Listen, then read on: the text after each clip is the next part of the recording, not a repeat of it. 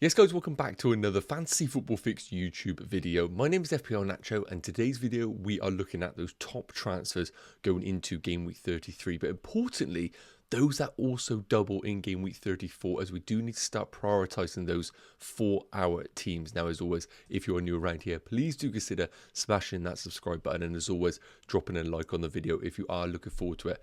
And enough chit-chatting, let's get into today's video.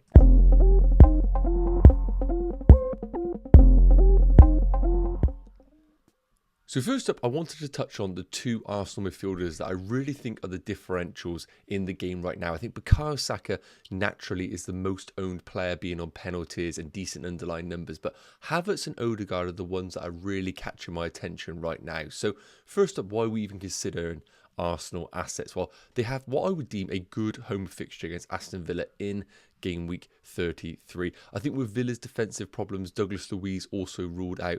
I think this is a good game for Arsenal players in general. Then we have the double away against Wolves and at home against Chelsea. And to be honest with you, I expect positive results in both of those games. I think Chelsea in particular, Arsenal just have their number right now. And I do think in that game, leading up to the title run with Chelsea's inconsistencies, I think that's a decent game for Arsenal, followed by, of course, the North London derby against Tottenham. Anything can happen in those fixtures. But I think the double game week in 34 and the favourable game in 33 means that if you are still left with one Arsenal spot remaining, I think quite a few have a defender and, of course, the likes of Saka.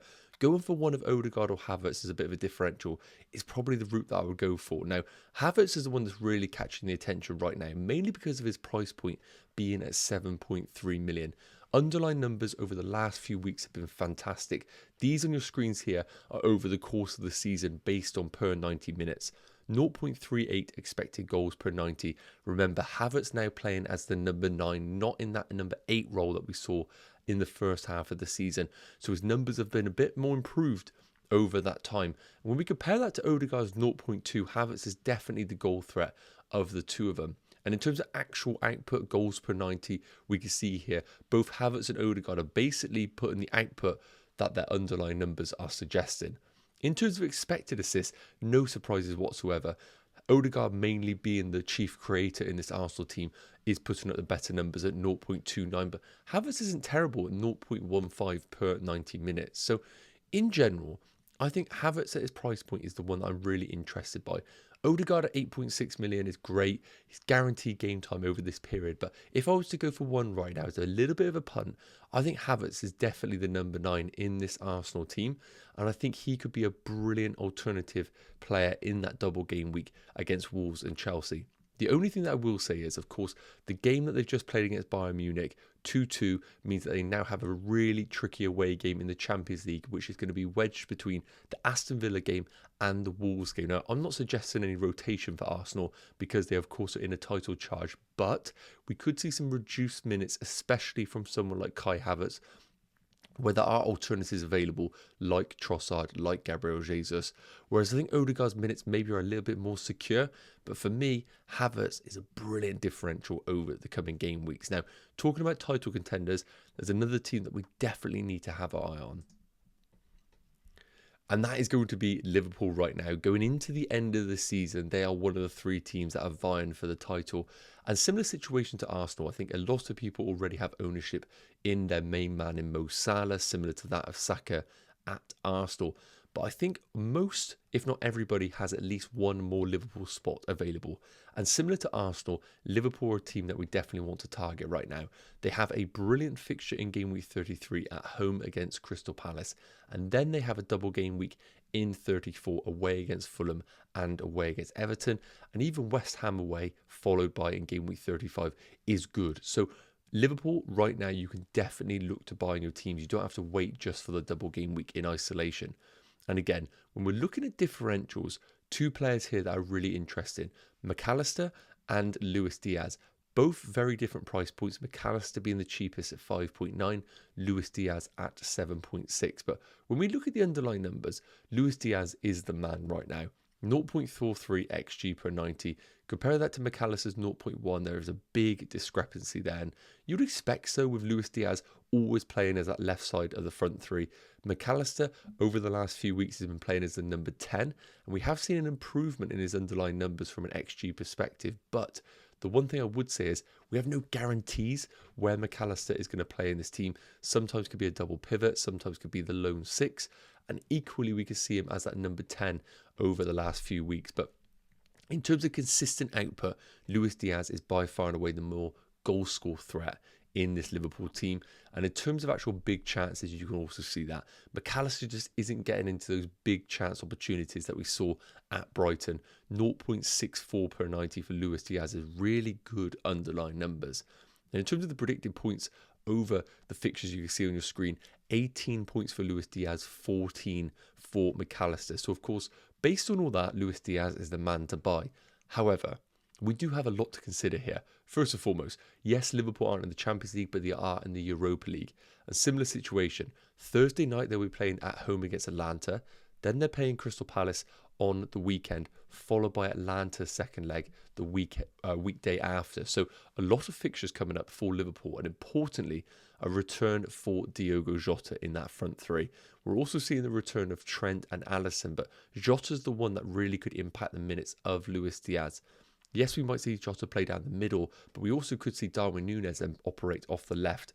And looking at the fixtures coming up, I have no guarantees that Luis Diaz is going to play every single game over this period. Whereas with the responsibility that McAllister has taken upon himself in the Premier League, I think his minutes are pretty locked in over this period. So I think Luis Diaz is the man to go for from a goal threat perspective. But if you want a player that could play every single fixture over the ones you can see on your screen, I think McAllister is the play. And sometimes with double game weeks, I just like going for the player that is guaranteed to play 180 minutes. Let me know your thoughts in the comments. I'd be really interested to know. Next up, I want to look at some differential midfielders to wrap up this video. So let's get into those now. So the three players that I have highlighted here is going to be Brentford's Mbeumo, who has returned just from injury, Eze and Olise, who equally has just come back from a long-term injury. Now, Mbeumo is the one that doesn't have a double game week in 34, so I thought I'd just address that right now. Brentford's fixtures coming up are quite appealing, even though they don't have a double. Game week 33, they're at home against Sheffield United, 34 away against Luton, and in game week 35 away against Everton. So some really good fixtures for Brentford. And even though they don't double, you could argue that the fixtures are actually better than most teams that actually double. Crystal Palace, on the other hand, game week 33 is not a great time to buy them, where they play away against Liverpool.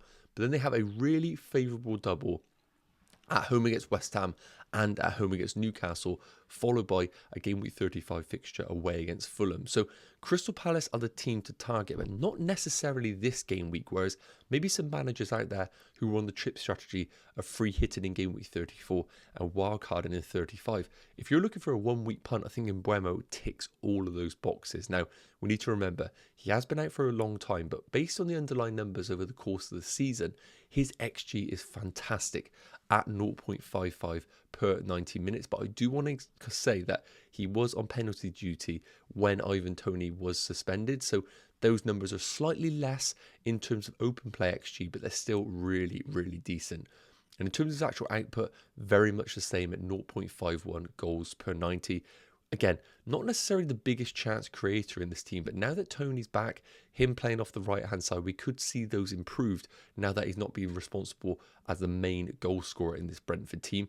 But big chances per 90 at 0.76, really solid underlying numbers. Now, you can see the projected points being really low at 4.5, but those haven't been adjusted based on his return to the injury. I would expect those to be a lot more with that brilliant Sheffield United at home fixture. Now, the other comparison is the Crystal Palace midfielders. As I said, at their price points, very similar, not much to split between them, but I don't think it's a great time to buy them right now away against Liverpool. The only argument I could say is the fixture is obviously between some Europa League games for Liverpool, so you might catch them on an off day, but again, I don't really feel like it's a compelling transfer this week, whereas the double is a great time to bring him in. So Based on XG per 90 minutes, Olise, Eze, very, very similar. But of course, Eze is on penalties, so we do need to take that as a positive when we're looking at him. But in terms of actually a chance creator, Olise is the man.